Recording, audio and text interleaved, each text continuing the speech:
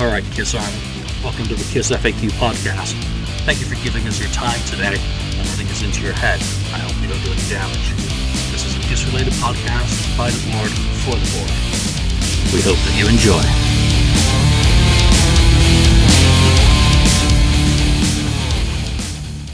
Welcome to episode 88 of the KissFAQ podcast. I'm your host today, Julian Gill, admin on the message board. Joining me today is Ken, 69th Blizzard, the voice of reason, and we're happy to have a new face to introduce to you, Michael, who we'll tell you more about in a couple of minutes.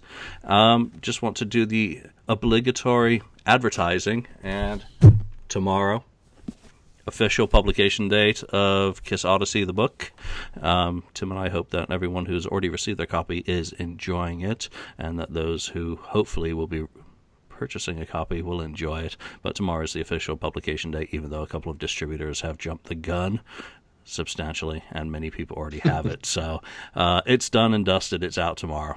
Other news, and I've just read this on Ticketmaster, a October the 30th show in California has just been announced, and that is at, and I gotta look at this one for the name, the Morango Casino Resort and Spa in Cabazon, California, and that is somewhere near LA. It's east of San Bernardino County. Yeah, so it looks over towards Palm Springs, by the National Forest. So yet another California show I will not be going inland. to. Yes, way inland, hot land.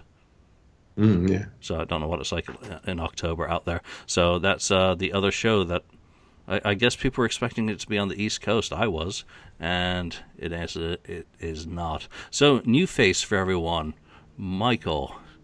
Yeah. Why don't you tell, for everyone who's watching, why don't you just give us a little précis of your Kiss life, how you got into the band, when you got into the band, your favorite album, and your favorite member. Sure. I got into Kiss, I believe it was September of 1996. I don't know the exact date. It might be September 4th, perhaps, when the MTV, I think, Video Music Awards were on, and Kiss came out, and they performed under the Brooklyn Bridge, and the fireworks were going off, and people were going crazy, and that was the first time I saw them. And I thought, holy crap, what is this? This is amazing. And I went to the CD store back in the day, The Wall, and I was looking for some Kiss CDs to get, and I based it off of the covers, honestly. I thought Double Platinum looked cool. I thought Alive 3 looked pretty cool. And I thought, well, MTV Unplugged, because I already had Rod Stewart's MTV Unplugged, and I thought that's a really good album, so I imagine theirs will be too.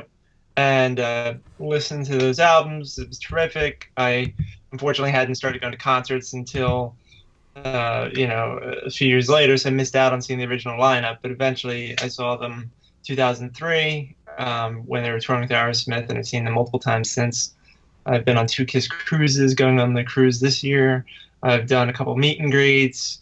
I did a guitar meet and greet with Paul, Paul is my favorite member, so that's why I did a guitar meet and greet with him. And good choice. It was awesome, and Paul's terrific. I mean, having seen him do Q&As and meet and greets and all sorts of things, I mean, he just is like a great face for the band, even though Gene gets a lot of interviews and things like that.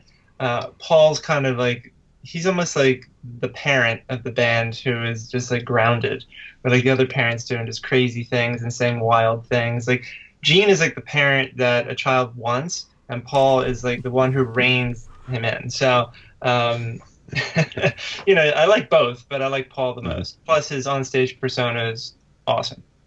So that's how I got into them. Paul's my favorite member. And what was the other part? I guess you told us your first album. I think or favorite album. Or yeah, favorite album. Yeah, so I'm gonna cheat. So my favorite live album is MTV Unplugged. Nothing has topped that, in my opinion. My favorite classic album of like the original, lineup is probably Dressed to Kill. My favorite '80s album might be probably Asylum, and then I would say my favorite like modern day Kiss album is probably Sonic Boom. I listen to it a lot. I think it's underrated. There's lots of phenomenal Paul songs on it, and Gene songs, and basically group songs too, like Stan. Um, so I love all eras of Kiss. I'm that kind of fan. I love them all, and I love that the band's been around for such a long time, and that there's a lot of depth and variety for us to enjoy, as everybody can tell just by reading your books, obviously, Julian, that you dive into it and see just how varied it is. I mean, just look at The Elder, right? I mean, the new book, if you look at that part of their career, it's radically different than a different part of their career, but that's what keeps it interesting. That's really cool. Well, we appreciate you hopping on and being willing to put yourself out there on this podcast, and I'm sure that people are going to enjoy your opinions and your thoughts on the variety of topics that we address. So let's get into today's topic, and it's another current affair topic, and people can see my shoulder, see me reaching, and it is the new Kiss magazine. Kiss is back in print. And Ken, you've got yours, and did yours come with a pick? Were you early enough? Yes, I did. So here's the Gene Simmons pick. I'm glad, because now I don't have to get up and get mine because I forgot to have it. Yeah, it's I guess the first 500 orders are supposed to get the pick. And what's funny is when I ordered it and I got a receipt back, it said I was like 520 something. I'm like, oh crap, ordering them. I thought, I'm not going to get a pick, but then I got a pick. So maybe some people went on there, were going to order, and then they didn't order. It creates a index, that sort of thing. So, but I'm happy. I got one of the picks too. I ordered like right away because I knew it was coming out. Actually, interesting story. One of the editors or contributors to the magazine reached out to me a couple of years ago, asking me for permission to use a photo that I didn't take. I'm like, I didn't take that photo, so I guess feel free. And he told me that a Kiss magazine was coming out, and I kept waiting for it, and then finally Keith, basically kind of announced it, and then I found out that a picture of me was in there because they have a whole, I think, 3 pages or 4 pages with like Kiss with fans, and I thought that's pretty cool. So I'm glad it's here. I mean, I think it's, we like tangible things as Kiss fans, right? Yes. So it's kind of cool to have that. And since there wasn't like a tour program this time around, it's kind of a nice keepsake.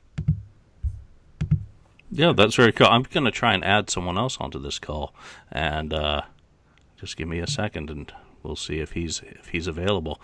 But do you think we're overdue for a Kiss magazine? Because it seems like a long time since the last one was out. Hey, Andy. Hey, how's it going? Hey, so we've just started already, so let's get you up to speed of where we're at in this show. Oops, sorry. Hey, that's everybody hips. That's perfectly. That's better, isn't it? Yep, that's perfectly fine. So for our viewers out there, I'd like to introduce you to Andy. Andy, say hello to everyone out there. Stop.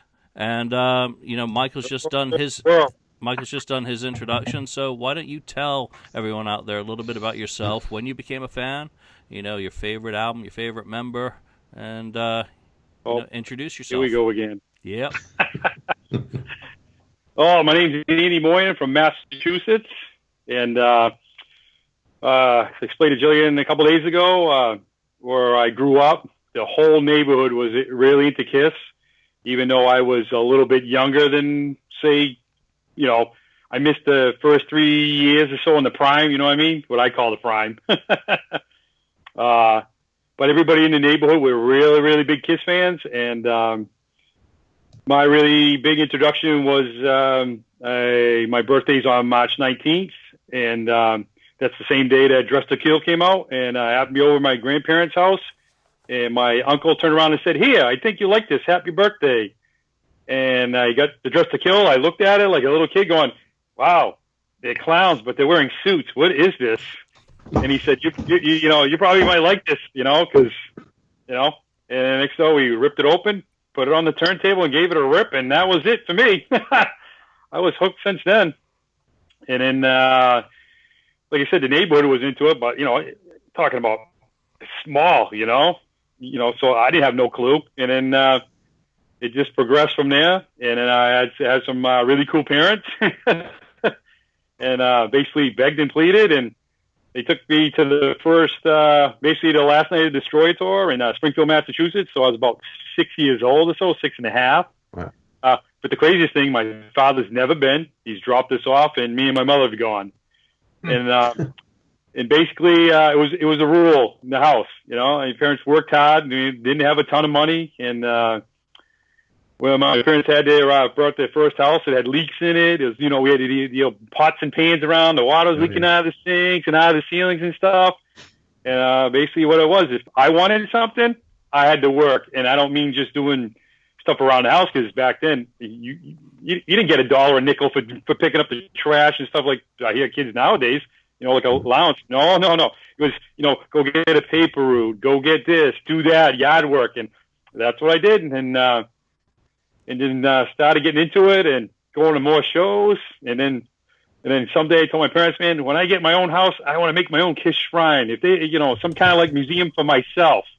I love to show everybody else, but I don't know. Everybody else is, people are like, oh, I drink, I smoke, I do this. Well, guess what? This is the drug for me, Yeah. I mean, I'm not a saint. I do have drinks, I didn't really start having any drinks till about in my 30s. So, and it's not like I, go out and do it every day of the week or something like that. But, this is the drug, man. This is the drug, Yeah. And when I was growing up, everybody's heard it. Oh, the Kiss stinks and oh, good, blah, blah, blah. I never really got that much growing up because, the whole neighborhood was really kind of into it. It was more like who could get what first and show the other person, look what I got. And I actually knew somebody. It's weird. I knew somebody who, this guy's father lived in the neighborhood on the street with me, and I was buddies with the kid. His father knew somebody that Kiss had basically a warehouse in Massachusetts. So they would go to the warehouse, bring stuff home for his kids. And I was like, oh my God, when you're like a little kid, like some of the Pepsi cups, the Screams machine cups, the guitars, Yeah. they would get it. And, and then after a while, the Paul Stanley smash it and you go, ah, All right. A lot of good times, a lot of fun. So anything else? Yeah. Why don't you tell people what's your favorite album and who's your favorite member of the band? Well, they're definitely the favorite album because it's sentimental. Prime is Dress to Kill, without a doubt. And the funniest thing about Dress to Kill, it really, I don't know how to say these people, it really didn't have that hit song, even though Rock and Roll Nights on it. It wasn't a hit song. It didn't even have a solo on it, It's just something about that album, the sound of it, the way, I don't know. I just love that album. Well, the first three to me are just ding. Golden. Totally golden. Yeah. So the favorite member thing, wow, that's a tough one because, there's been different versions of the Kiss, Of course, when you're a little kid, the first thing you say is, Kiss is, everybody says nowadays, Paul Stanley is basically the man, the Kiss man. He rules it. He does what, he's the boss now. But when you're growing up as a kid, what's the first thing you see when you look? You see Gene. Gene is Kiss. So let's put it this way. Anybody say Kiss, the first thing you do, everybody's Gene Simmons. When you're a kid this big, the first thing you do is, wow, man, I got to imitate that dude. The Kool-Aid in the mouth, come out, spit it out, do that whole 9 yards. So probably in the first early years, the kind of the Gene thing. And then the Ace Frehley thing kicked in pretty bad. I just like the way I don't know. Ace has got that melodic kind of, I don't know how to explain it. It's like a melodic, slow, people are all sloppy, but that's what made him.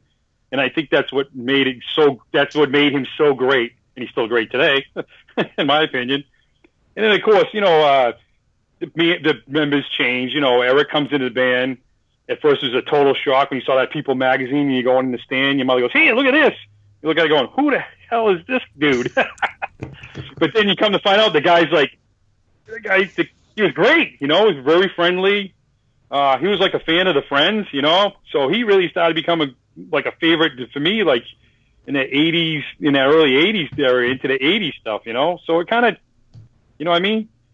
I know everybody changes. We all are up and down. One day they're really great, and one day they're like, ugh. That's why I said I love the net, but I hate the net because you find out stuff you don't want to hear and don't want to know. And I mean, people's favorite members change all the time. Something great about what you were saying about Gene is, him sticking out his tongue probably was very impressionable on a lot of young kids, back in the 70s. He's the one who sticks out his tongue. I was reading a review today from Asylum Air that someone described him as a iguana with a motor control problem for his, sticking out his tongue in the 80s, So that's fantastic. Let's get into today's topic. And we'd kind of already started on it briefly, and that is the new Kiss magazine that's just been published by Keith LaRue and Jill Catalano for the band. And, it's just come out at the tail end of the Freedom to Rock tour, so it really kind of makes it a little bit of a tour book for that tour, which didn't have a tour book, unfortunately, which is a real shame because Keith's been posting some absolutely incredible pictures, and some of the ones that some of the gang on Kiss Online, Al and the other folks take are really impressive and tremendously visually appealing. So the new Kiss magazine. And we just gone through who got the pick and who didn't get the pick, and everyone seems to have gotten a pick. Did you get the magazine yet, Andy? Yep. Here's my copy, and here's my pick. All right, we're you guys get all the pick. You guys get a copy of the pick. Yeah, you guys got the pick. 400 or 500 here. So let's. I'm going to go just straight off the cover here for, discussing the sections that are in it. Let's start with Paul Stanley's Soul Station. Does that have its place in a Kiss magazine? What's your opinion on that feature in here? I actually liked it. If you think back to the last Kiss magazine that they did officially, you had Paul Stanley digging into his album collection and talking about kind of the stuff that inspired him as a young artist.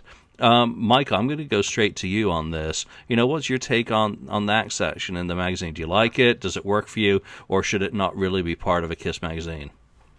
So I was thinking, with nowadays with the internet and being able to get information like immediately, to me, what the value of a magazine like this is the interviews, right? These are things that you can't really get elsewhere. We all know the latest news, so having news in a magazine, which usually prints like 3 months after the news happens anyway, isn't exactly news.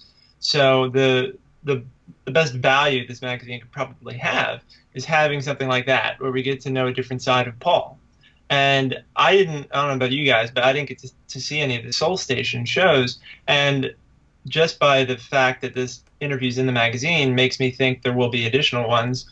So it kind of gets me excited for that, because it, kind of pumps me up for something that I might get a chance to experience, and also learn more about why did Paul decide to do something that's so off-brand, something that's so different for him. It gives him an opportunity to kind of explain that and let us know about the variety and depth of music that he appreciates and why. So I think I like it. I think it's pretty cool. Yeah, that's a great response, and one of the cool things about it for me is that I've not been a big R&B person. I've kind of scratched the surface. I saw that Temptations thing on TV.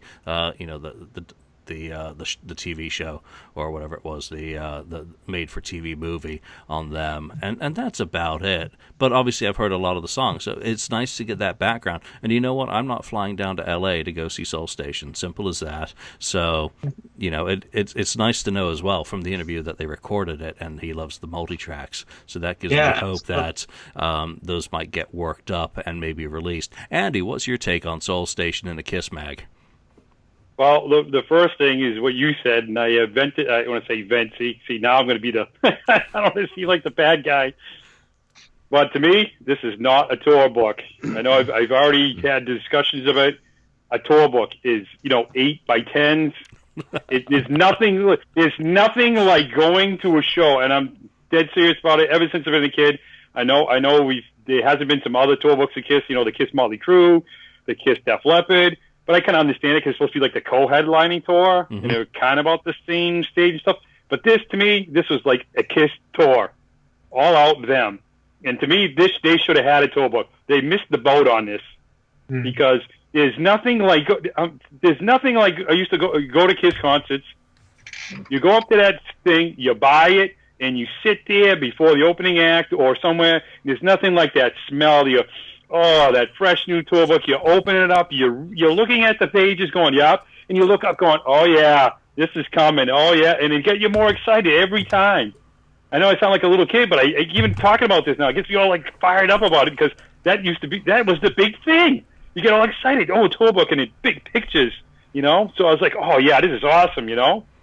So to me, it's not a tour book, it's a magazine. It's just too bad that it didn't come out when they were on tour. They didn't sell it at the merch things, because I think it would have exposed a lot of people who probably were never going to see this unless they sell it in a store or something, or actually on the tour, because you have to buy it exclusively now through, either Jill's, that site what they have set up, or Kiss Museum is selling it, I think. And I don't know if Kiss Warehouse is selling it yet or not, but I would think so. Well, that's what I'm saying. I haven't seen it up there yet, but I think they would want to like sell it wider, So that's why I think this, the magazine is, the information for like you and us is, I want to say late, but it's kind of late, in a way, because we probably already know this stuff because you see it online so fast. I mean, it's a great collectible, and I hope they keep doing them. But I wish they had sold it on actually at the tour. It would have been nice, and I still want a tour book. Yeah, well, just going quickly to the tour book, how happy were you in the Crazy Nights era when you got a tour book the size of a piece of sheetrock? Nice. I loved it. He's like the Hot in the Shade. He's like this big. I'm like, oh yeah, you got to be kidding me. It's huge. And I love. Actually, I bought a couple of those things because I just so I don't know. I followed them for 2.5 weeks on that tour and 11 shows. So I loved it. Kind of because they brought back some of the old stuff and they had that nice vibe. All of a sudden they like bling, was all happy again. I don't know. To me it was weird. But the other question you asked about the soul stuff being it, it's a catch-22. It's cool that they're broadcasting it out, so he's showing a different side of Paul, and maybe Paul's actually, if this gets out, maybe he is going to do maybe a tour, maybe so he just outside of California. But another way, it's not really Kiss, and this is official Kiss magazine, so I don't want to sound like I'm bad-mouthing. It's not, but it's like, so what is Gene? Gene, Eric, or Tommy? Can they put their stuff in? What they're going to do? You know what I mean? It's a catch-22, but I mean, I understand why they're doing it, because they want to broaden the stuff out. Maybe Paul, we'll do a mini tour and go out at some point by himself and do this stuff. And a lot of people will want to go see it if he comes around, if they know about it. Us online or the diehards are automatically going to know, but it's those people that they're trying to get, like this tour that just went by. How many people raised their hands when Paul said, "Is this the first time I ever saw Kiss?" And I was amazed how many people saw Kiss on this tour. Amazed. So, and that's what they wanted to do. They went, wow, look at this. So now they captured a new audience, and basically, I'm going to say, they sucked them in. Now, who knows? Now that this person's going to buy a magazine, a costume, makeup, start going out and buy merchandise. Who knows? CDs. Maybe people that buy more of the catalog now. Who knows? It was a great tour, and I'm glad they did it. One of the challenges, and you just raised the point about this magazine, is you don't see a barcode on the packaging. So that's going to make it difficult to get into distribution channels without that, because that is your ordering key. And I don't know any of the information behind the scenes about how they've manufactured this and the numbers and what their plans may be. I mean, those impulse buys that you were talking about, Andy, of people at the shows, this would have been a great piece of product for them to have, especially if they're trying to target, Paul's other plans, and Gene talks about some of his, we'll get into that in a minute, that it makes it very difficult, because now that they've gone to the show and they all raise their hands of first time, Kiss virgins, they don't know about this magazine. Unless nope. They are following the band online as a result of their epiphany at that show, they have consumed their product, which is the concert, and moved on in life. Unless they saw these magazines in the racks, with the T-shirts, which sell so well, they don't know about anything that's in this magazine. So, it's kind of, like you said, a catch-22. That Paul's advertised one of his current interests. A couple of years ago it was his art was a big part of his life. Now his R&B stuff is a little bit more to the fore. That people don't find out about it if they're casual.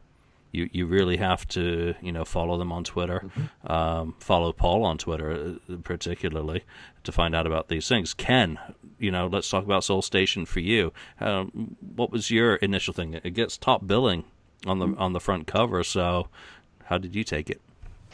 I guess when I first saw it, I thought, well, it was kind of like in with Andy, where it's not Kiss. This is a Kiss magazine, and they're talking about an outside project other than Kiss. Though I did understand, that it's a good article to get more, to know more about Paul and where his background of music comes from, and all his, in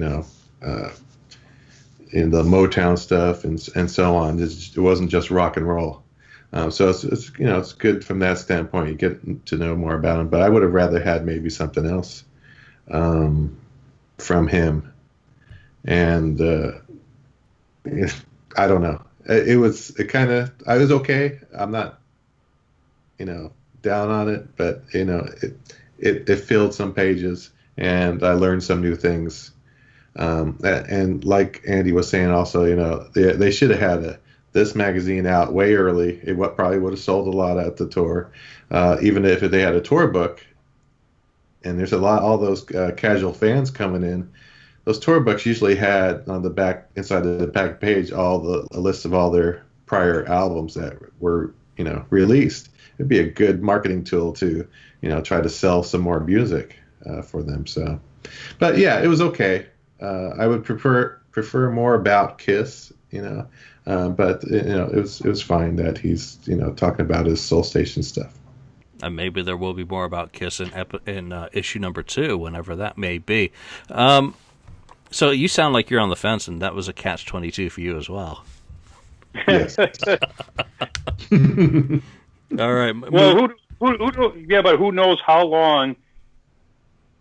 I'm not a publisher or a thing. There's got to be a lot of red tape to be able to print this. You know what I mean? I wonder how long. Like, had they been working on it for years? Well, at least because some of the pictures are older. Yeah, no, and that was one of the things that I was going to mention. The pictures. There's a lot of good pictures spread throughout this, but there's also a lot of Def Leppard and stuff from that tour, which to me really struck me as being out of place. I really don't want to see Phil Collen ever again. As much as without a shirt. As much as a Def Leppard fan as I am, I just, I open up a Kiss magazine. I don't want to see stuff from that tour, or that would be as bad as seeing Joe Perry. Michael, photos in that, and on Andy's point, what do you think about the photo selection that's in there? I think the photos are nice, but it's going to sound strange, but I didn't really care so much about the photos, and I think the reason why is because I see a lot of photos online. I feel like I'm overwhelmed with photos online, so I kind of just flipped past them to get to more content, more words, information. Plus, I take a ton of photos when I go to the show. I was lucky enough to get a photo pass this last time, so I just got done looking at hundreds of photos of them. I don't know. I feel like I pay attention more to photos when Keith posts them online, or when Kiss posts them online. But in a magazine, I'm just kind of I kind of see it as filler until I get to the next article. But that's just me. I prefer to read things, But there's some epic photos. That one there with Gene is pretty awesome. So I guess it just depends on what you look at it for. Like a tour book, absolutely. Photos are important. Big, glossy, all that. But with a magazine, I think of a magazine more as articles, less photos. There's the one I don't particularly care for. Yes. Maybe they were supposed to come out earlier, and they had red tape somewhere. Maybe they, like I said, I'm not a publisher. I don't print these things. There's got to be a lot of red tape. There's probably a lot of stuff they have to go through to even get the magazine published. Now, you think Keith even said, "It's finally here." He put a big thing, so maybe it was supposed to come out a year or two ago. Who knows? Yeah, I wouldn't want to hazard a guess on what Keith has had to go through. professionally or in terms of publication, because it doesn't equate to what I do publishing wise, particularly photo clearances, which can be a nightmare, even if you've taken the photos. But particularly, I think that every single one of these photos that are in the magazine have had to go through Paul, has had to go through Gene, and to get both of them agreeing on photo selection.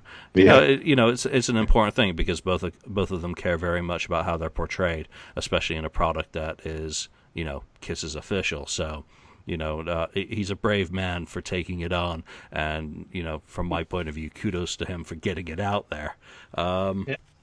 Let's. I want to get this part out of the way, because I am not into wrestling and WWE. So Chris Jericho, I scanned it briefly and I was like, yeah, whatever. It's just not something that I really care about. Well, I can't say never had, because when I was 14, I was really into Jimmy the Superfly Snuka, and that's as far as I ever got it. In wrestling, it was just something that was briefly in my life, and I don't care about. So it was interesting. I know who he is. I know he's got a podcast, and just to get his perspective, nice to hear his impressions and kind of fanboyish stuff about having Paul Stanley on his podcast was neat, but it was more filler to me.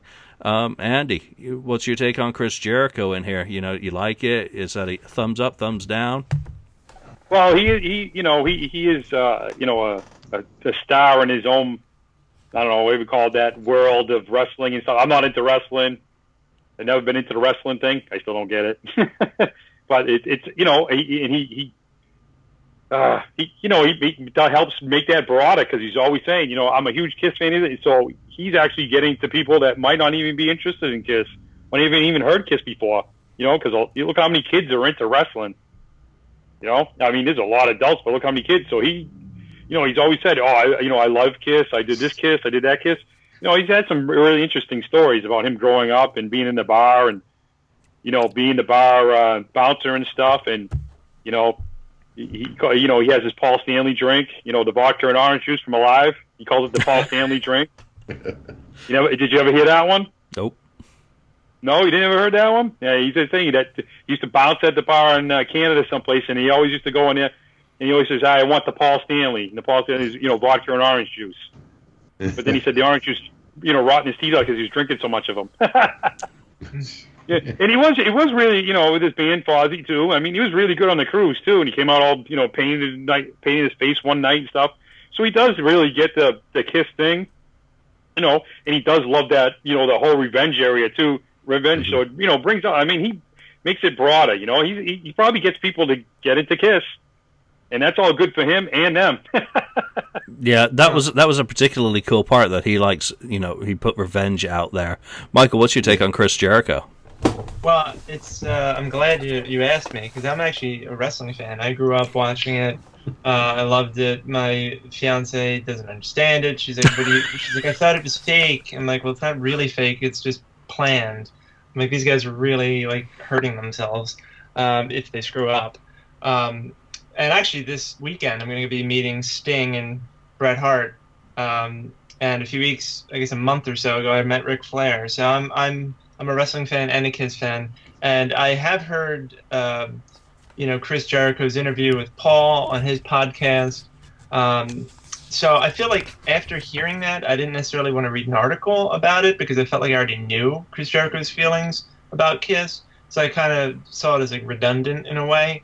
And actually, I haven't even read the interview yet in the magazine, because I was kind of like, I'd rather read an interview with Paul or Gene or something that's directly related to the band versus Chris Jericho. I mean, it'd be no different than an interview with Dave Grohl. Okay, I understand that him and Paul hang out, but I don't know. I don't really care about his feelings. I don't even need him to be mean, but that's not necessarily the person I'm idolizing, even though I am a wrestling fan and a Kiss fan. Hey, Mike, though, I do have a Macho Man doll. Oh, there you go.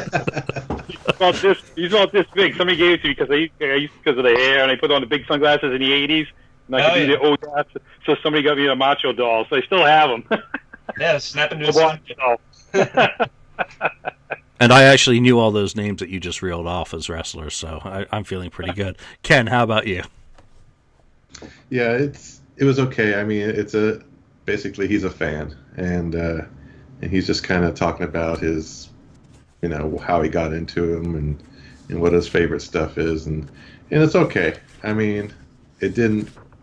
I'm glad they kept it short. 2 pages, I think, was enough use for his input. I mean, as for putting a wrestler on there, it doesn't matter either way to me. I'm not so much into wrestling. I think I was into wrestling when I was a kid. I mean, when I was a kid, there was even way back. They had guys like Baron von whatever with the sleeper hold. I mean, it was. I mean, it was comical, but then I kind of grew out of it. So, but yeah, it was okay. Again, I like you guys were saying, we've heard it before on other podcasts, or his own podcast for that. He's been on other podcasts. He's been on his own podcast and talking about Kiss. So we know he's a fan.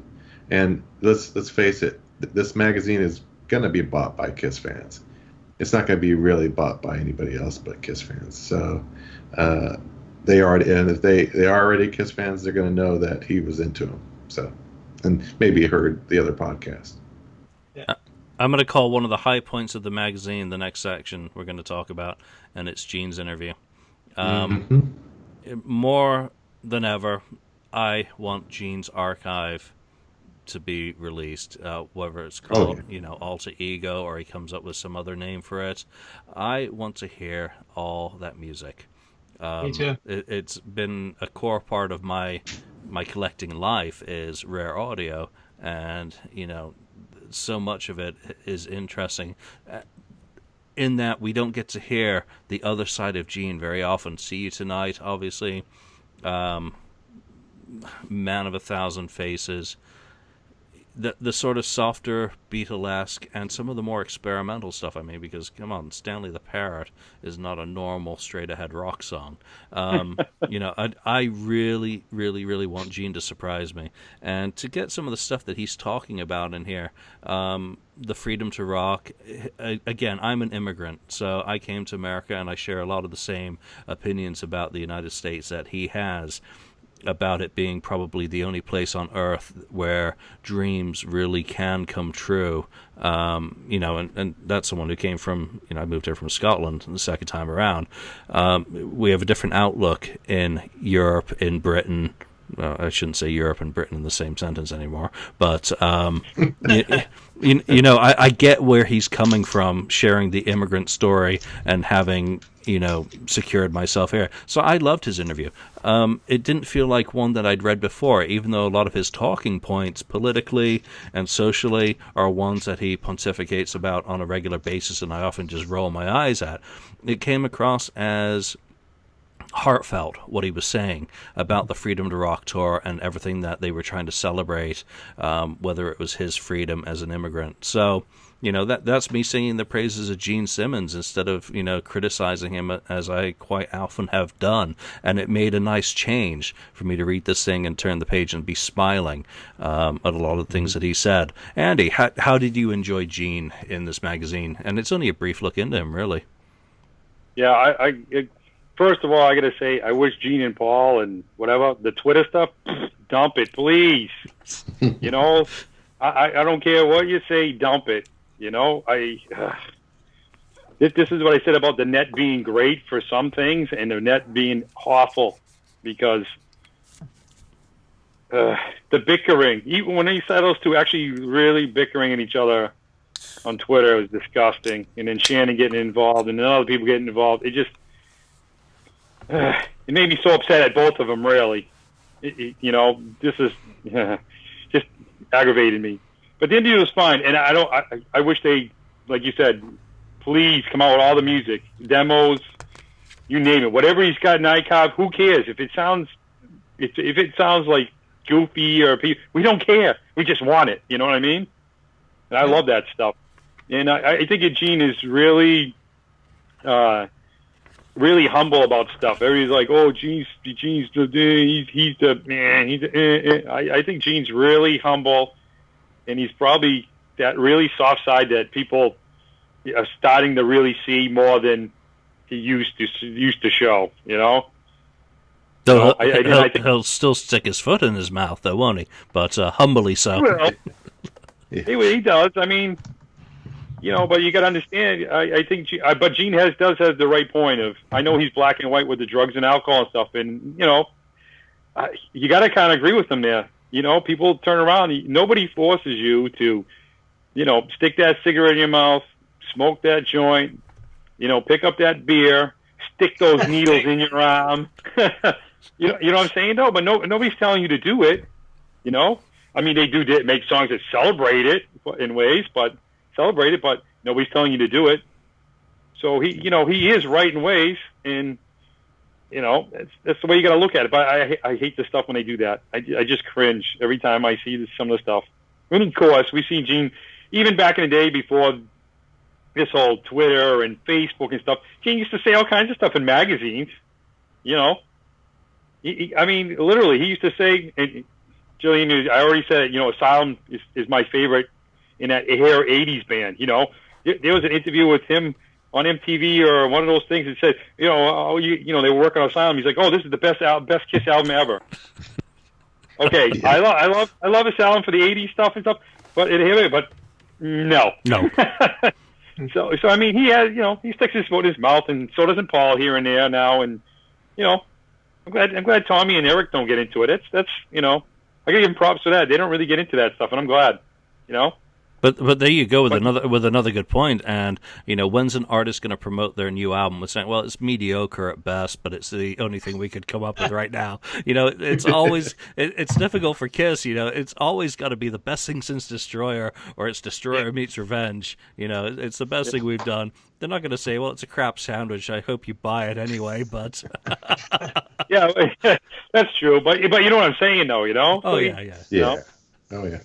So Ken versus Gene Simmons. What's your?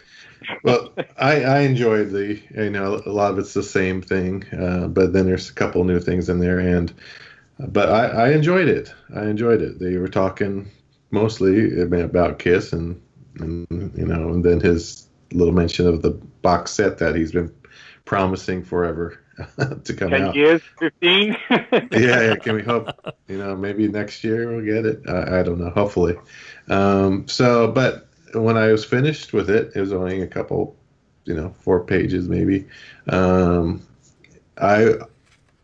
was left wanting more. I wanted to hear more from him, more questions to him.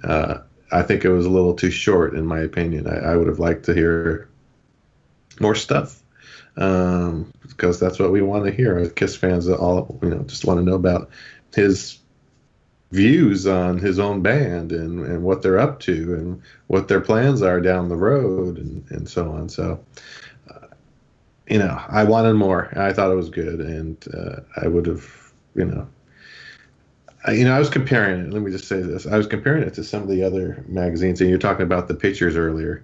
And compared it to the other official Kiss magazines they released, and there was a lot more substance, a lot more writing in those, and though there were still a lot of pictures, they can put the writing over the pictures still, right? So that's the only thing that was a little bit lacking in my opinion. Yeah, if I'm going to come up with one criticism of Gene's section in this, and that's where he stresses that he was a legal immigrant, and that just skirts a little bit too close to current politics. I was once deported and blocked from entering the country, so I took a little bit of offense at that, which is why I'm drinking Mexican beer today. Michael, what did you think of Gene's Simmons section? I thought it was good, but like you were saying, Ken, at the end of the interview, to me, that was the most interesting part. Once he started talking about the box set, I hadn't heard about that for years, because he talked about it for a while and then just kind of disappeared, and then he brought it back up again.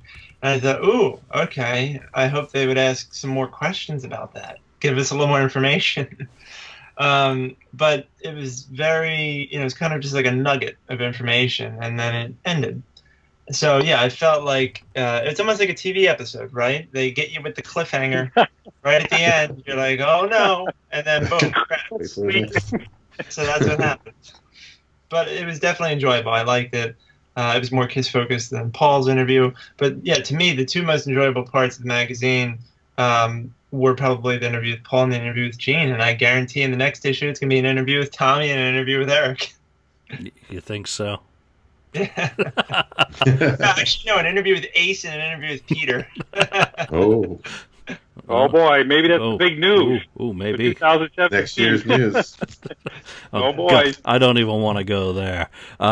So I'm going to go to one of my favorite sections, and I'm going to butcher her name, Christina Vitigliano. Yep. So, and this is Kiss mini golf. When I went to Vegas for the residency, I thoroughly enjoyed going to the mini golf. It was so dorky. I felt like a complete dork doing it because I haven't done mini golf since I was 14 years old and going on my first dates. But when I went to Vegas and I went through there and listening to tunes, Eric's Porsche up front and just going through it and having a blast. I had an absolute blast. So, it's great that they're advertising that obviously they've now moved to the Rio in Vegas. From the original location across from the Hard Rock. So it was great to, get a little bit of background on there. I don't even know if any of this stuff's been up online before. I read so much stuff that all of this stuff could have been posted online before, and I probably wouldn't remember. I mean, I'm like a goldfish when it comes to that sort of detail. But, I just thought it was a real fun thing. Great section of pictures. Obviously advertising for KISS-related, endeavor. Kind of surprising that you don't see Rock and Brews in there as well, at least as an ad. Right. That's next month.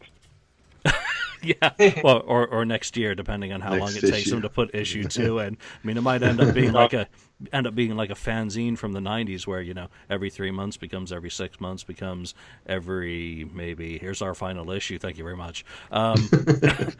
Who knows? So this was a highlight for me, just because it was fun, quirky, and something different. Andy, what's your take? You like it? Well, Yay, nay? I love it because this is when, as you're a kid, you grew up, and like I said, like my house, this is basically the KISS Museum for me and people who can't, or when they come over here. This is people who say, I want to die up here. I just want to hang out here and drink and party and turn on the music, and they can play pool here, and they can, play darts with the KISS dartboard. I get the KISS pinball machine. I have a KISS slot machine that's made up, and this is what people wanted. And I got lucky, and I was able to go to Vegas too, and I loved it. I actually, that's the first thing I wanted to do when I jumped off that plane. We ran over to the hotel. I threw the stuff in the room, and I said, "Let's go." And we ran over there, and I'm like, "Yeah!" I'm like, it's like, "Oh, I'm another home. It's another home for me," Ooh, and I'm like looking around like a little kid, and I got to touch everything, and I'm like, "Oh, pictures galore, pictures this, pictures there, pictures. I gotta have pictures." And then, of course, you go inside, and you do kind of get into the merch thing, kind of a big collector kind of thing. So I'm like looking at all the merch. I'm like, "Oh my God, I don't have that. I got that. Oh, I want that." You know what I mean? Don't need to. My brain's going a million miles an hour, and I'm not that it doesn't in any ways. But I'm like, and then the mini golf, I'm like, "Oh yeah, let's go on a, So I'm like, and my mother's like, "Oh my God," and my mother's doing the same thing, and we're all like sitting, we're all playing mini golf a bunch of us, and I'm like looking around, and I'm like, hit the ball. Oh, I want to get to the next, the so I can look at all the stuff and more pictures, But it just seemed like I'm hopefully. I already said it when these KISS cruises are over and I get a year relax, I'm going to Vegas because I want to go see the new one because hopefully it's bigger, more spread out, and there's like more merchandise and more stuff that people have donated or they bought and put on the walls and stuff like that, because I love seeing all that stuff. I just love it. It drives me. It's like a little kid thing. It's like I can't buy it, but it's like they used to say to KISS. Paul used to say it. There's a lot of chicks out there. You can see it, but you don't have to eat them all. It's like the merchandise. Oh, I can look at it, but I can't afford it all. But I just got to look at it.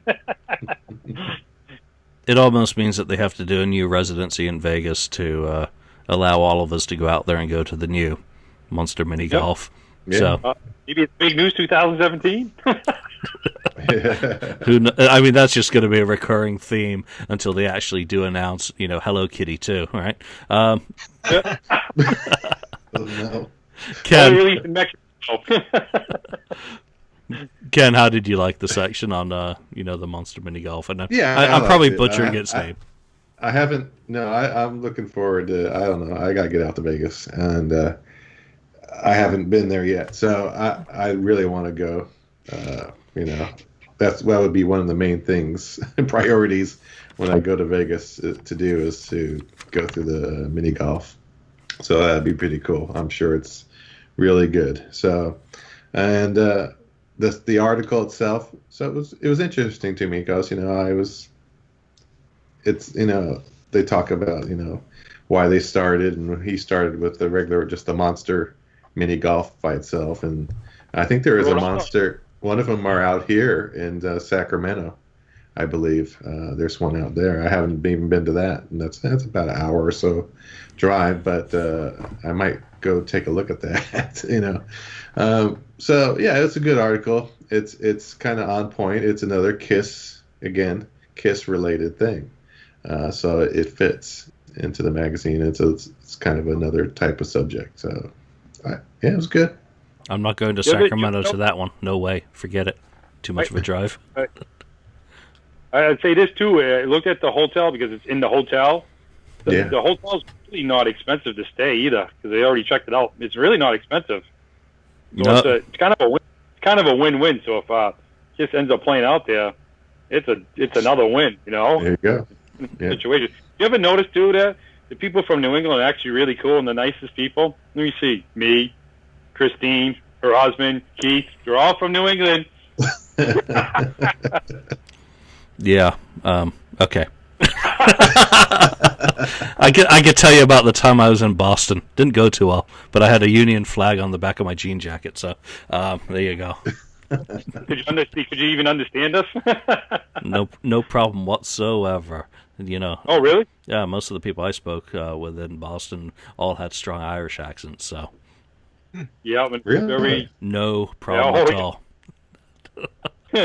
So I was going to say one thing about, and that was when I went to Vegas, I didn't even go to my hotel. I went straight to mini golf. So I got it. Didn't even check in. Boom. Wasn't able to check in. I was in so early. Michael, what's your take on it? I went on the Kiss Cruise 4, and then they announced the Vegas thing. I didn't go because I really just couldn't say to work, oh, by the way, can I tack on another day or two to the vacation that I requested afterwards? I kind of regret not going because everyone was like, oh my God, it's amazing. And, but thank God they documented it, right? And we have the awesome collection that they recently released, Kiss Rocks Vegas. But had I gone to Vegas, I definitely would have gone to the Kiss Monster Mini Golf. But yeah, having that article in the magazine obviously gave me a taste for what it's like.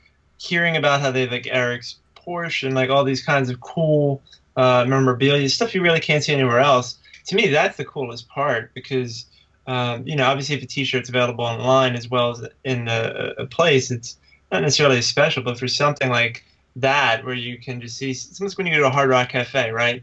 And you see a guitar on the wall or drumsticks or something that is only in that Hard Rock Cafe. That's the kind of the cool stuff. But as Andy was saying, being surrounded by this whole Kissdom sounds pretty cool too. It's almost like being on the cruise, I assume, where you have music playing all the time, you have concerts playing, it's just like you're in your own little fantasy world.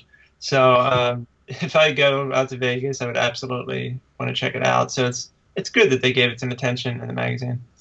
Yeah, one of the other nice stories I have about going there was, I'm the lunatic who took 200 photos of the Elder Door. Yeah.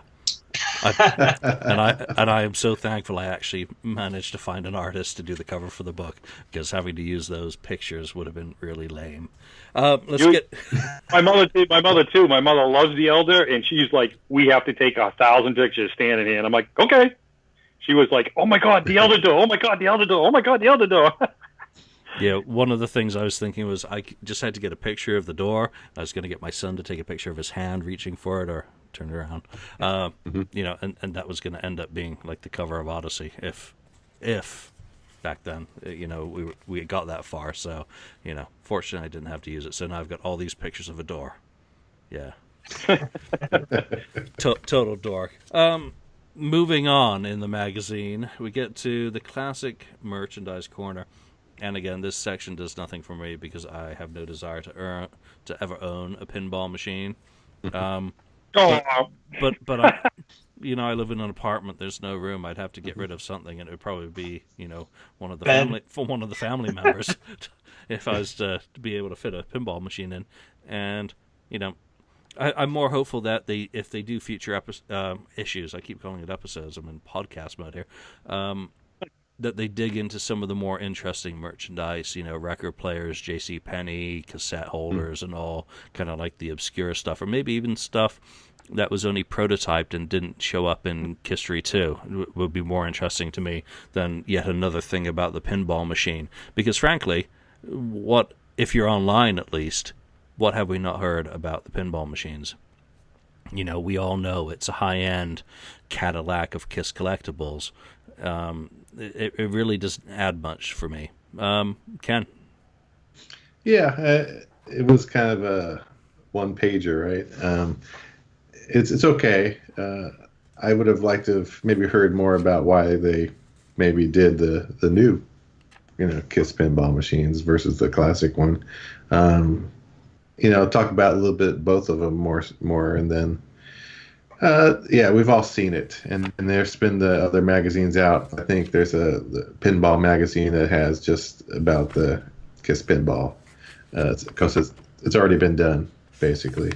So yeah, they could have done maybe some more classic merchandise, like you're saying, stuff that was really, really rare, or like you said, the prototypes. Would have been nice. I would have liked to have seen more like that stuff. Michael, what's your take on it? It's funny when you guys keep saying prototypes. It reminds me of the Pod of Thunder podcast, where they always have a prototype of their reference that triggers the random song generator. Right. And I'd say I agree. I think a prototype would be a cool thing to show, something that perhaps has never seen the light of day. Even if it's just like a mock-up of something or whatever, but maybe hey, here's what we were thinking about, here's why it didn't work, or here's how we wanted it to work, or something like that. I think that would have been cooler. But yeah, the pinball thing, it's almost like the original Kiss comic book, right? It's something that if you're as big of a fan as we are, then you probably know about it, or read about it or seen it a million times. Not to, discredit it, but I guess something more out of the ordinary probably would have been more appealing to me. Excellent. Andy. Hey, Julian, before we get to Andy, I had an idea for a prototype. You know how that was very hot? The trend was hot where you had the tires and you had those spinning hubcaps, right? The spinners. Yeah. Yeah, you could have done a rock and roll over spinner when it was hot, and the album would have been, there were that with the faces. The saw blade with the faces in it would have been spinning around on the wheels. That would have been cool. They could have put that on the Mini or something, That would not have been as cool as the Mego camping kit. Did you see that the other day? Oh, I know. I didn't open it. I saw about that. A camping. Was there really a camping kit? I don't know if it's real or fake, but it was just awesome. It was awesomely bad. A camping tent and barbecue kit for your Mego Kiss dolls. Was Barbie included? She might have been inside the tent. Probably.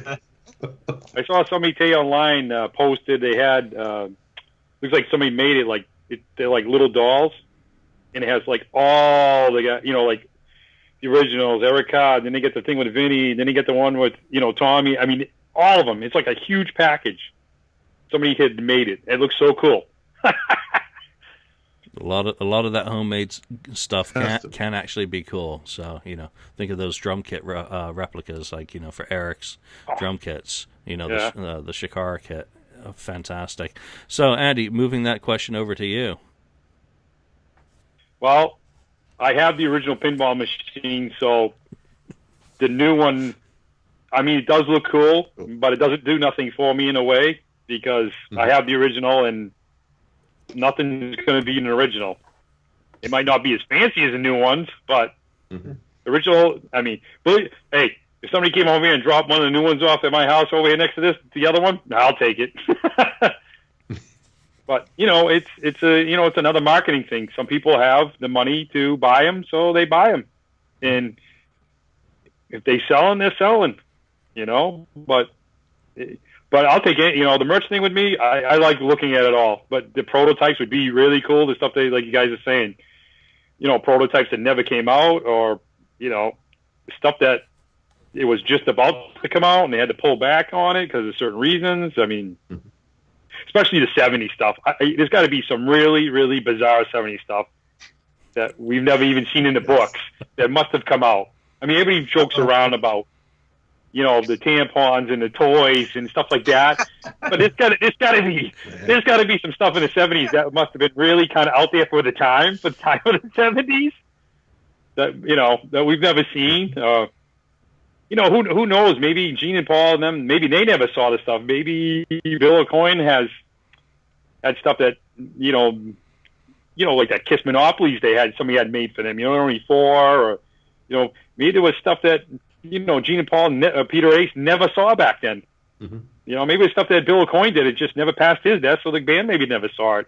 Well, but we'll never. You just brought up a great thing there. Excuse me for interrupting, but the Kiss Monopoly set, I would love a photo spread of close-ups of that whole damn thing properly, high res. That's such like a legendary piece of custom, art from the 70s. I mean, that's classic era.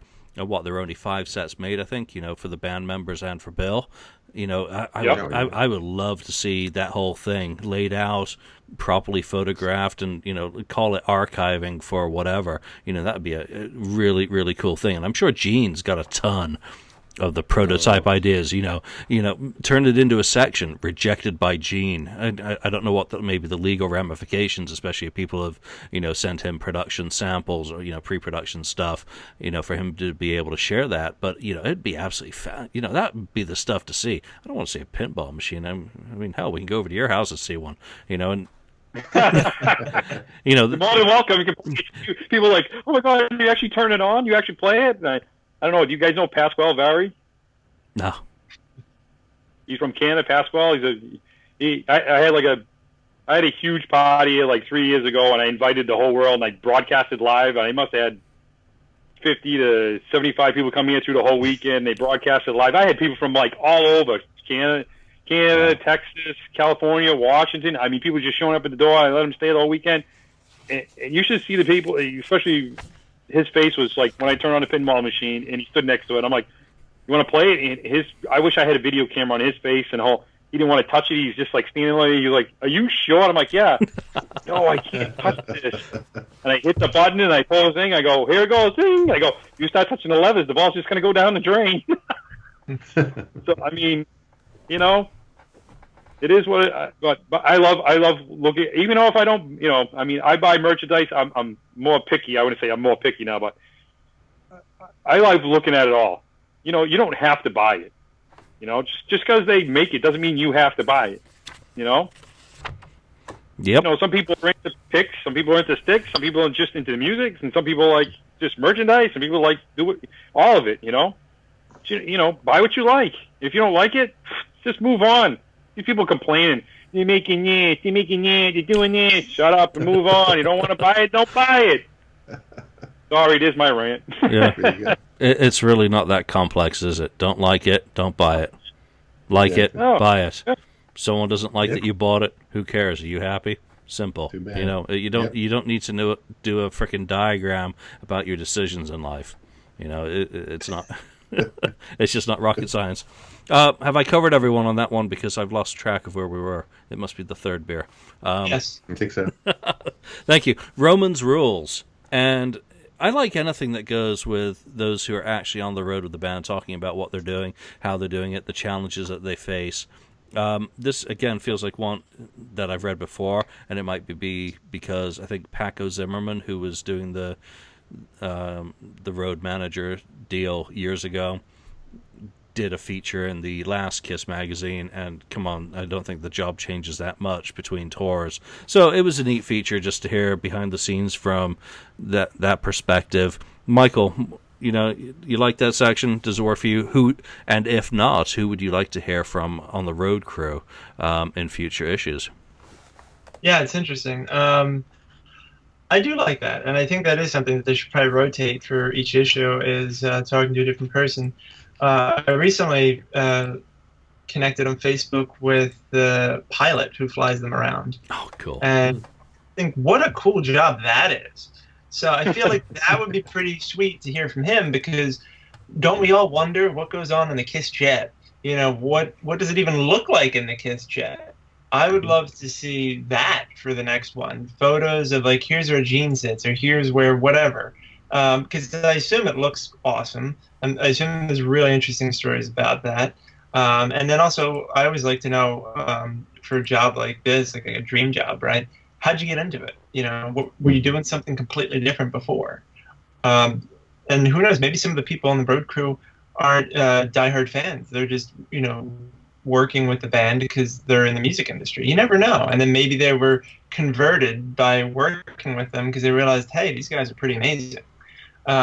So that would, I think that it's definitely a cool piece, and I'd like to see what they do with future ones.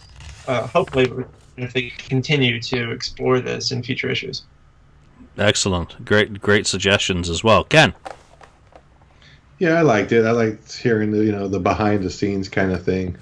It's interesting, and how there was that guy that was in one of their trailers or something back on the merch trip. So it's like those kind of crazy things happen, and they talk about the spider, the rig, and how heavy that thing was, and so yeah, it's good. I like the behind the scenes of how Kiss works, whether it's a roadie, a tour manager, or maybe something like I would like to hear more from even the past, an engineer that worked on one of the Kiss albums, or a producer, so those would be the things that I would like to see in the future. Excellent. Andy? Well, I would love to see, maybe some people do or don't know that this year on the tour, they basically had their own, each guy had their own RV, motorhome. I want to know who drove. What are the stories? Because, supposedly they brought all their families this year on the tour. Who drove, and what funny and silly things happened? They must have been. On the days off, I know they probably rest and sleep, but the kids running around, for Paul's kids running on, and Gene and his doing his family stuff. I mean, there's got to be some funny stories, stuff like that. You gotta, anything behind the scenes. Especially Keith was doing some live broadcasting behind the scenes during the shows. That was pretty cool. I have to say that all the things. Everybody's got their video cameras out, go live and stuff, and, you're seeing it from the front. But it was kind of neat watching Keith doing the stuff, walking from behind, walking through the halls, and kind of showing what's the deal, telling everybody, say hi, wave, this is such and such, this is such and such, because some people might not know who they are, or maybe they don't want to be known who they are, so they don't get bugged. But it was nice to see the security, what's his name, the head honcho there. I'd like to hear some stories. The good, the bad, and the ugly. And like saying some of the old roadie stuff, man, that's got to be, the heyday stuff. Oh my God, when they were getting chased down and, people just after them. They couldn't even move out of a bathroom without somebody attacking them. Kind of like the Kiss Crew stuff, Yeah, the legacy stuff never gets old. I mean, I think, one of the people that would be really interesting to be interviewed for a future issue of the magazine is probably Keith, who travels with them and who organizes so many aspects of, the daily life, I guess.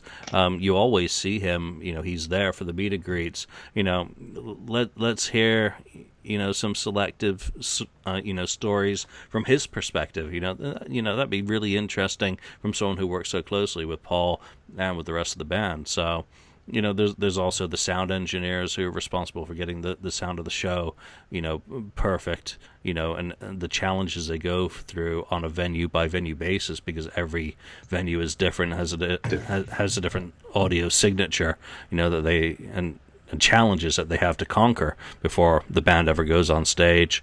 The people who tear down and build up the stage, But one thing in particular with what they've done this tour is the hiring of heroes. Interview some of those people, not necessarily focusing on one. Maybe, hopefully they did do something that they recorded the stories of these folk as they were on the road. So we not only get their backstory, not too much of it, but enough to know, how they've deserved to be hired as a hero for a day and what they actually did in that experience, and hopefully what they think the experience will do for them going forward. It ties in with the tour. We've heard about them, we've seen them. Kiss Online's done a great job of putting pictures up of the heroes, but it'd be nice to get a little bit more depth about such a good thing that the band's done. So, that's just some of my ideas on it. Getting. We're all big super Kiss geeks. We're all like going. See, we're starting to. Here's the tree, and it's getting. So, it's getting bigger every time. Every second we talk, it gets bigger and bigger, and there's so many ideas. There's so many great ideas. Yeah, and you know what? You got to say them, because you don't remember afterwards. Like they say, if you didn't write it down, it didn't happen. So here we are, just brainstorming out loud, and it's going to this show goes up unedited. So if anyone runs with some of the ideas, hey, fantastic, go for it. Simple as that. And if they're not great ideas, well, they're off the cuff ones. A couple of the final sections in the magazine are Kiss Backstage, photo section, and Kiss Nation. I gotta say, the backstage stuff, been backstage, seen it. It's no different now than it was 15 years ago. The sort of stuff didn't do much for me personally, but if you've not been backstage, well, I'm sure it's interesting. I like Kiss Nation. Pictures of the fans with the band is always cool. Never gets old. Michael, your take on those sections? Yeah, well, the backstage part was, like you said, I've been backstage a couple times. It's interesting, to me what's interesting is going backstage. Like I saw them in Allentown, which is like a state fair. So like backstage is just basically on another part of the lawn. Just barricades in between.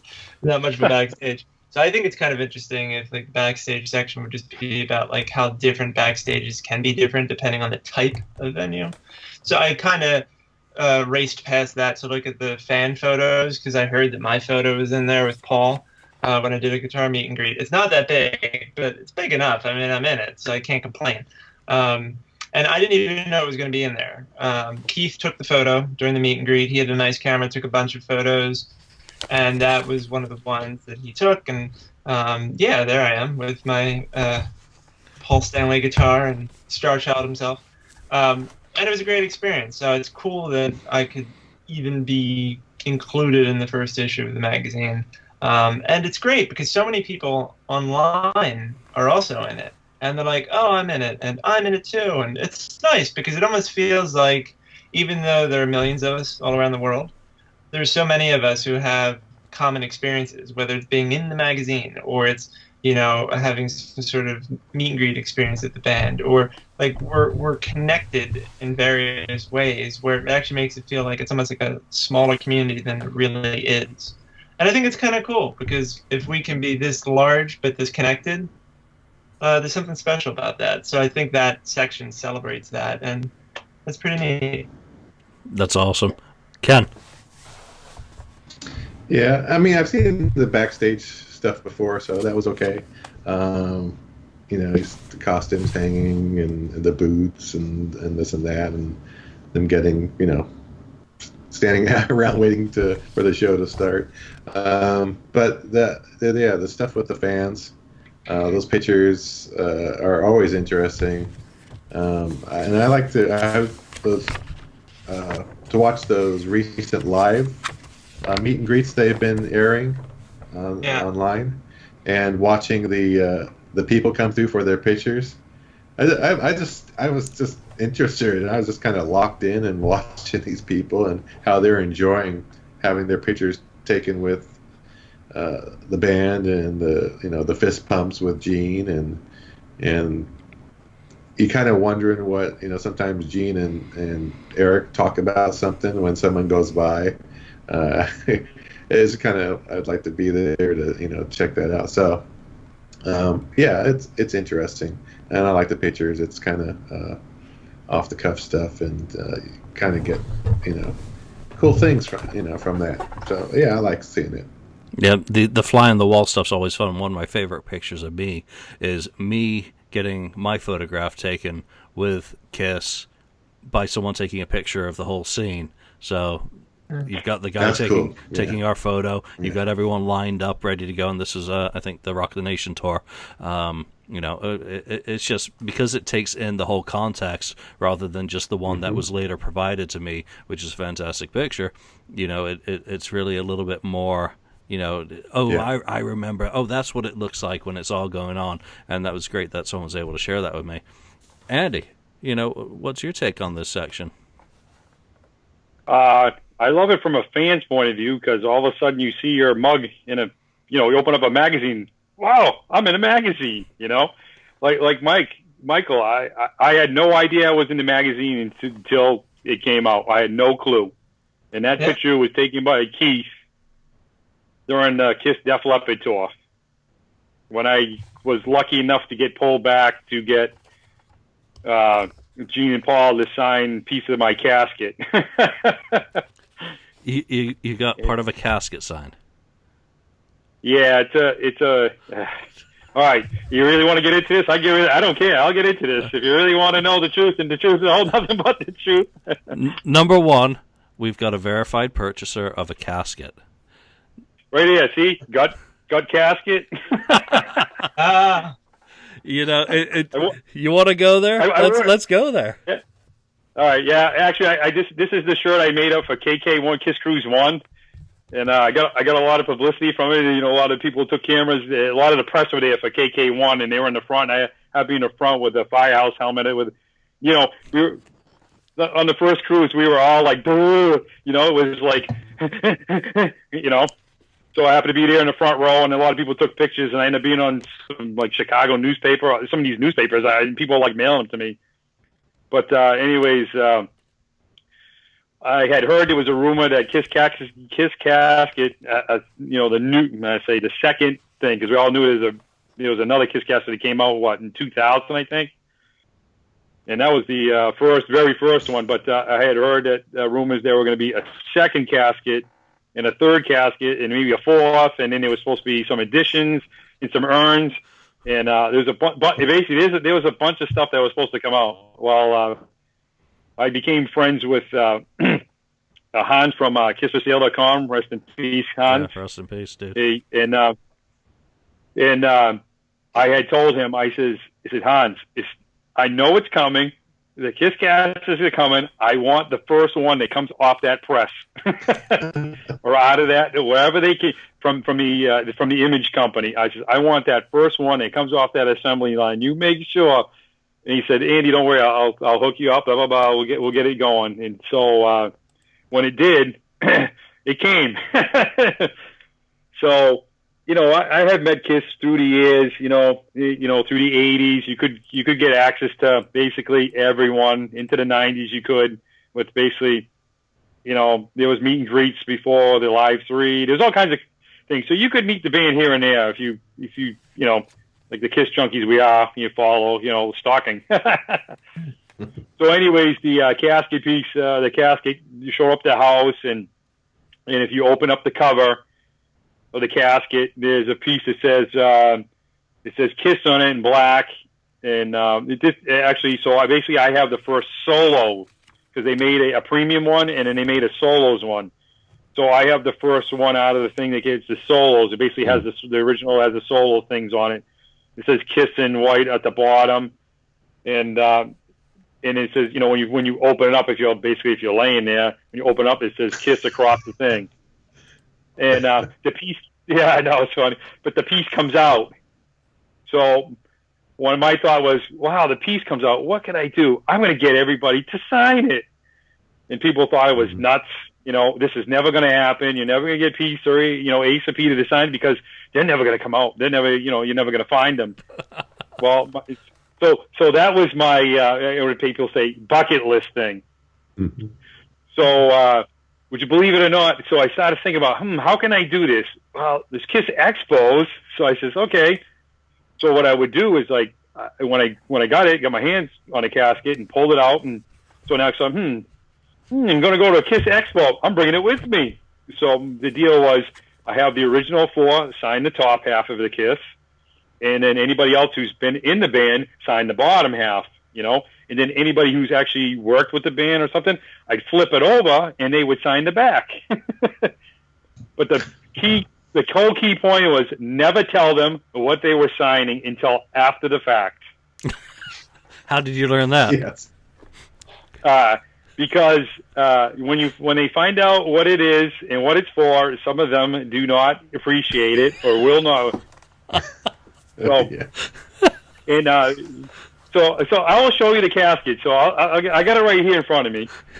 Well, the piece. I didn't say the casket. The casket's over there. Only takes 2 people to pick it up, so it's not that heavy. So let's see if we can show this. So far, these are the names that of people that have signed the back. And most of them have been at, a Kiss Expo, stuff like that. But the first person who actually signed it was Keith. Yeah. And he told me I was nuts, and he's right in the corner. Yeah. The first one, Keith LaRue signed the first one, and I brought it to an expo with me. And he's like, I'm like, hey, can you sign this in black on the back? He's like, what? I'm like, can you sign this? He's like, you're nuts. And I said, just sign it, please. So from then on, I decided not to tell anybody until after, and some of the reactions are very cool. They're like, that's funny. And some were like, are you nuts? And some were like, I would never, ever, ever sign that if I had known what that was.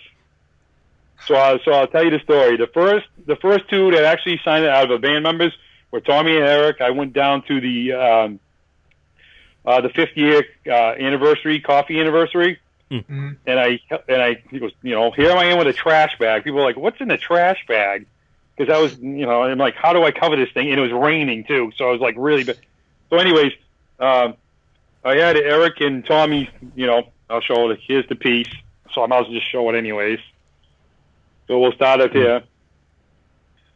So there's jeans on the top. Whoops, sorry, it must be hot because of the damn. Jeans on the top. Tommy's on the bottom. Then I had Paul. Paul did the top. Ace Frehley did the top. So I had the original sign the top. Oh, sorry, Paul's over here. Then Eric's on the bottom. And then I had Bruce Kulick sign it. So now what the story is with it. When I brought it to the expo, I put it on the table, and Keith was there, and he started laughing because he knew what was about to happen. And the story goes, basically, Tommy signed it. No problem. He signed it just kind of, okay, no problem. It slid right next to Eric. Eric signs it, and then he says, what is this? And I just said, hey, it says Kiss on it. I just wanted it signed. And then Keith turns around and says, hey, Eric, you know what you just signed? And he says, what? And I started laughing, and I'm like, because there's a lot of people in line at that coffee house thing. It was, there was a lot of people there. And he goes, you know what you signed? And Eric goes, no, I don't know what I signed. And he goes, and Keith goes, Andy, tell him. I says, it's a casket piece. And Eric goes, what? I said, the casket, Kiss casket. And Keith chimes in and starts laughing. He starts saying, yes, you just signed. And basically what it came down is Eric turned around and said, are you kidding me? No way. And I said, yes. And here's like one of the funniest things. Eric goes, what are you going to do with that? And I looked at Eric, I turned around, and, Eric, I live Kiss and I'm going to die Kiss. And he just went like that look like. And then he turns around and says, he goes, if I knew what that was, I would have never signed that for you. In a dead serious face. So I knew definitely at that point, I'm never telling anybody else. Wow. And then I turned around and started to walk out, and he said something else to me, and I turned around. I said, oh, yeah, by the way, I I said, Eric, next month, they're supposed to come out with Kiss urns. And he says, that's even more creepy. He goes, you better not bring one over to me. He's creeped out. he was a little bit creeped out. So, anyways, so that was that story. Ace and Peter did their, they would do expos for horror conventions and stuff. Mm-hmm. That's right. No problem. Signed it, said this is what it's for. No problem. I thought there might be an issue. Not even a second glance. Just, okay, cool. This is what you want. It's what you want. As long as it's not a guitar. Yeah, or a drum or something, I guess. I don't know.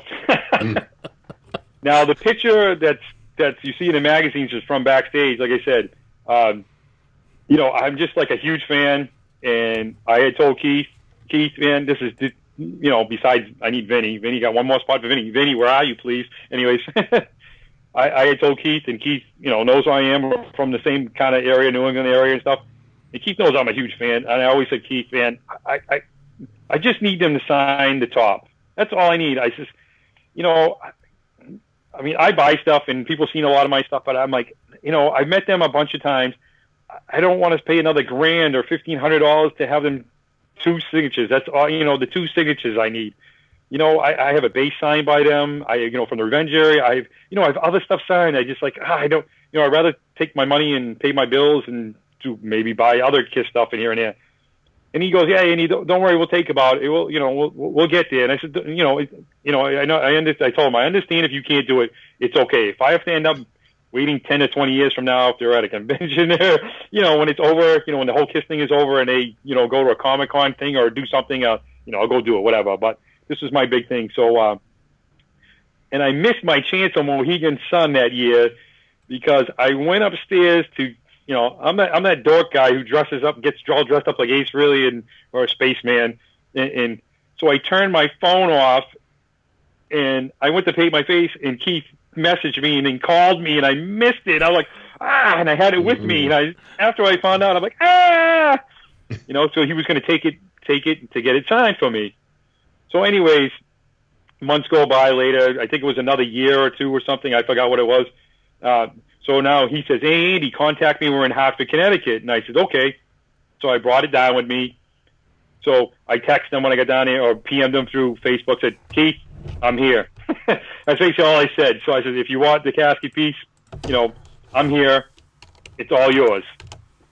So I waited a couple hours, and then, I know how they get busy and stuff. If it doesn't happen, it doesn't happen. Next thing you know, I got a message back from Keith. Andy, I'm here. I'm on my way. And I was like, wow, could this really be happening? I'm finally, So next thing you know, Keith texted me. He goes, where are you? I said, well, I'm in the parking lot. He goes, well, where? And I was like, well, there's the advertisement, there's Dunkin' Donuts. So there's a huge blow-up thing with Dunkin' Donuts. I'm like, I'm near that. So next time he comes over the fence, they open the fence area for him, a gate or something. And I go up to him. He goes, hey, Andy, what's going on? I says, well, I got the casting piece in the car. Do you want it? And he says, this is really going to happen. He goes, yeah, this is what. Oh, he goes, I'll make this happen for you today. I'm like, cool. I said, I'll go get it, and I'll have you, you take it. But I said, please, I usually don't let this out of my sight. I'm very, this is big for me. It's like, the force burn or something. You're just kind of afraid to let it go, And he goes, Andy, what do you mean? He goes, come with me. And I'm like, what are you talking about? He goes, go get it and let's go. And I'm like, are you kidding me? I'm like, are you serious? So next thing you know, I ran back to the car, and everybody's at my cars, and everybody's kind of hanging out doing the party thing and stuff. And I'm like, hey, guys, everybody. I'm like, I got to go. And they're like, what do you mean? Grab the piece. And I'm like, I got to go. And they're like, where are you going? I go, I'm going backstage, I guess. And they're like, are you kidding me? And I'm like, as far as Keith is saying, come with me now. So I'm going. So anyways, Keith, we get in there. We get in the fence, and now you're talking the whole area, and there's hardly anybody around because they haven't opened the gates for anybody. So he goes, we'll go find them. And I'm like, and he's like, just stick with me. Don't dilly-dally. And I'm like, of course not. So he's walking me around, and next thing he goes, oh, they're probably doing the acoustic set. So let's go down back to the acoustic set. We'll find it. I'll find it. So walking around, he sees a couple tour buses. We run into, I'm sorry, I forgot his name. The kid, the head honcho of their the security. I forgot his name. I'm sorry. I always forget his name. It's going to shoot me. Every Kiss fan now is going to shoot me. Oh, my God, you're like a real Kiss fan. You don't know his name? So anyways, Keith turns around to him and says, "Hey, you want to sign this?" And the guy goes, "What is it?" And he goes, "This is this guy's piece of casket. Oh no, are you kidding me? Oh no." So Keith goes, "Come on, black magic marker on the back." And he goes, "No, get that thing the hell away from me." And jets. He goes, "Hey, wait a minute, where's the band? Where's the band?" He goes, "The band's that way. Get out of here. Get that thing away from me. That's bad comment. Get out of here." So he goes walking off. So next thing you know, we're walking around. There's the tour buses, and he's like, "They got to be around here somewhere." There's the tent. They're supposed to be doing the acoustic. I don't hear no music. I don't hear nothing. He goes, "Are they done already? It must be weird. They must be done." So we walk in there, opens up the thing, goes, "They're not in there." Here I am. I'm like the little kid now, going, "Oh my god," So he goes, "Man, they're not here." So next thing he goes, "Come on, let's go for more walk. We'll walk around some more." So we started walking around more of the back area. So now I wish I had a little video camera on me. I wish I had the Go Live thing with me now, stuck to my chest. This is amazing. So next thing you know, we're walking around. He's asking a couple other security guys, and the guy's like, of course, now Keith's got my casket piece in his hands, and he's walking around. He sees a couple other guys. He goes, "Hey, you guys want to sign this?" And they're like, "What is that?" And then same story. He goes, and they're like, "No." And they're like, "Are you kidding me?" They're like, "You're kooky, you're nuts, So next thing Keith goes, "I don't know where they are. I don't know where anybody is." He goes, "So let's take a walk. We're going to go inside the building now." He goes, "But we're going to have to walk through the Def Leppard section." He goes, "So in their food area, where they all eat and stuff." So I said, "Okay, just stick with me. Don't, roam." I said, "You know me. I'm cool." So we go through. Next thing you know, we open the door. And next thing you know, here everybody's eating. All the stage hands, all the maybe workers, and I don't know all. I'm like, wow, this is kind of interesting. Walking through. Next thing you know, we open another door. I take the right, and there's nobody in the hall. We go up the hall, and next thing you know, it's like, we're back. Now we're in the prime zone.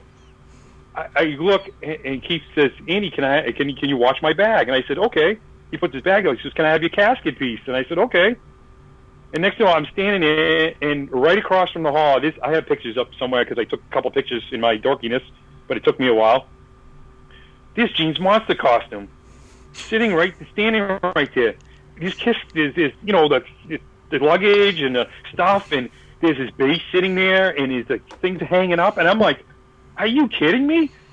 And I'm kind of like looking, and next time I see this guy walk by me, and I go, "Wait a minute." And the guy starts walking by, I'm like, "Hey, I saw you last night." And the guy turns, and I go, "It's Vivian Campbell from Def Leppard." Walks by me. I don't even know. I'm like, and he looks, and he stops, and he looks at me, and he goes, "Hi," and I go, "Hi," and I said, because us Kiss fans, we travel, so I just saw the show the night before in Pennsylvania, 6.5 hour, 7-hour drive. And I go, "Hi." I said, "Good show last night," And he goes, "Oh, thanks." And he goes, I go, "Yeah. Do you remember the dorky kind of guy, the tall guy, the ace guy in the front row standing in front of you last night?" He goes, looks at me, he goes, "Yeah." And I go, "That was me." And he goes, "You're kidding me." He goes, "No, that was me." And he started laughing because he had threw me one of those. He had metal picks. He had like stainless steel metal picks, man. And he flung one out at me. I'm like, wow, that thing, So anyways, he just goes by. And next thing you know, I see Keith walking down the hall with my casket piece wide out, but not in the trash bag, walking around, going to, and there's the ladies, doing some of the costumes, and some of the other people, workers, the Kiss workers and stuff. And he's stopping by them and goes, "Hey," and he's like, "Check this out." And of course, people are asking him what it is because I can see him going down the hall. It's a long hall, but I can see him talking to them, and you hear them all start chuckling and laughing and saying no, and laughing, and then Keith disappears. Next thing, Keith comes back and he goes, "Andy, I don't know where they are." He goes, "Come on, let's go." And I'm like, "You're serious now?" He's like, "Yeah."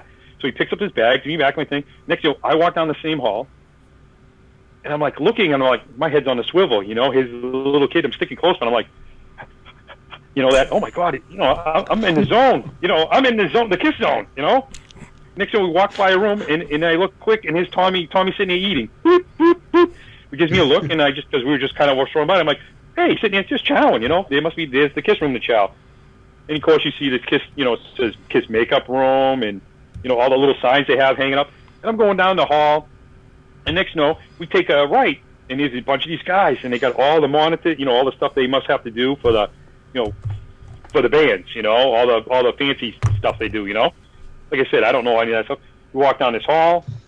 Next thing we take another left, He goes, oh yeah, oh they changed the acoustic. They did it inside the building. So he goes, oh there's he goes, oh there's Gene. So we start walking down, and Gene is there was nobody around, right? Except for like workers are running around now. They're taking everything apart, from the acoustic set in pictures. They're taking all the stuff down. So Gene's there with one kid, and Gene's like wrapping around. By the time I got to him, there was nobody left, and Gene's just standing there. And even Keith was like dumbfounded because now he goes, Andy, can I have the piece? I'm like, okay. So I get it, and Gene's rambling on about some weird thing. I don't know what he was talking about. Gene has all these weird facts and stuff, and he was just rambling on like something like that. It was really, Keith just even looking at him going, scratching his head. So next thing you know, Keith says, hey, can you sign this for this guy? His name's Andy, and he's like, looks at Gene, goes, this guy is like a big giant Kiss fan, and he's bought a lot of stuff through the years. Can you sign it for him? And Gene goes, no problem. So Gene grabs it, and Gene's got a gold magic, a gold Sharpie. And my thing is, I want it silver, because I want it to all match. So Gene grabs it. Gene's got to be different. So he grabs it, and he takes the the gold mark and goes, digs into it, and the thing's only like a cardboard thing. And he goes, he digs into it a little bit. I'm like, no. And before I could say anything to him, he goes, damn thing doesn't work. God damn it. And throws it, whips by me, hits the ground. He looks, and he goes, I don't have anything else to sign. He goes, I got one. So he signs it, and he signs it. And Gene turns around and he goes, you want it? Because the magic marker, the Sharpie goes, now that I signed it, you want it? He goes, eBay or something like that. I'll take it. I said, I'll just I'll tape it, or I'll put your name in it and put it with the rest of the stuff, So Gene starts to turn and walk a little bit, and I said, Keith, can I get a picture? Is it possible you think you'll do it? And then Keith goes, hey, is it all right to have a picture? And he says, yeah. So I threw my phone at Keith fast. Keith goes to take the picture. Either Gene moved too fast or Keith moved too fast, so I have the picture, but it's like really fuzzy. But then Gene asked the point. Now here we go to Gene. Gene asked the point. What is this? Keith goes, it's part of the casket. And Gene goes, what casket? He goes, his casket. I go, my casket, Gene. And he goes, what do you mean? And Keith goes, the casket you guys sold? The Kiss casket you guys sold? Gene looks at Keith and me and goes, are you serious? He goes, yeah.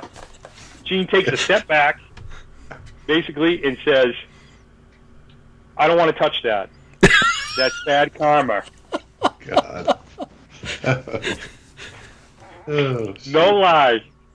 No, I seriously, no lie. Gene turns, bad karma, steps back, starts walking away, bad karma, I don't want to touch that, no way, no thanks.